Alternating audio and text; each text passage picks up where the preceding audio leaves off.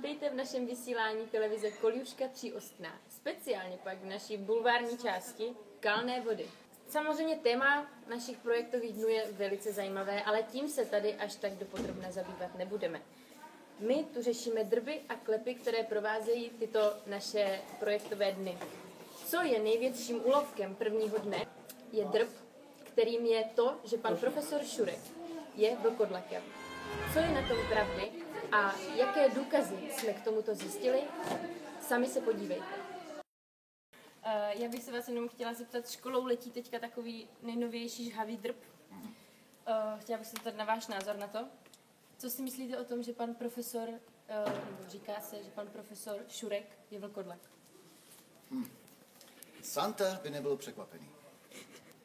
Víte o tom, že Santa věří jenom Kanada a Amerika? My máme co? Já nevím, co to je, ale určitě je něco nebezpečného, co v Kanadě máme.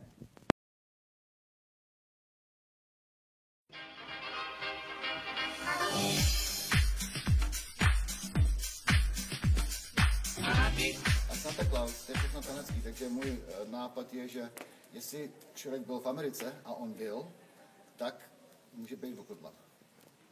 Že pan profesor Šurek je prý vlkodlak. Co si o tom myslíte? Nebo zaznamenala jste třeba nějaké změny u něho v poslední době? Určitě ne. Pan profesor Šurek se přestal chodit pro koblení, ale nevím. Jsem ho dlouho ani neviděla vlastně. To je opravdu zvláštní. To jsem slyšel, ale myslím, že nakonec to nebude tak hrozný.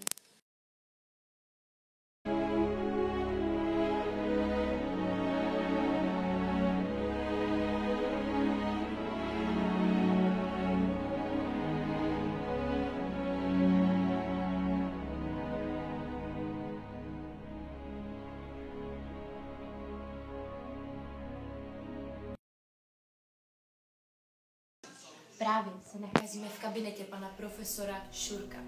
Všechny kobliny už zmizely. Ale našli jsme další důkaz jeho nikdy neutuchající vlkodlačí hravosti.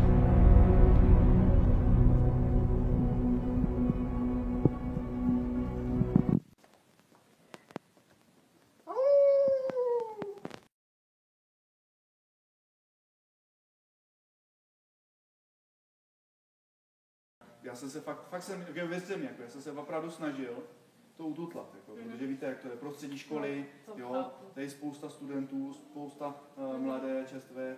To je jasný, no, já tomu rozumím. Masíčka, ale... že, takže...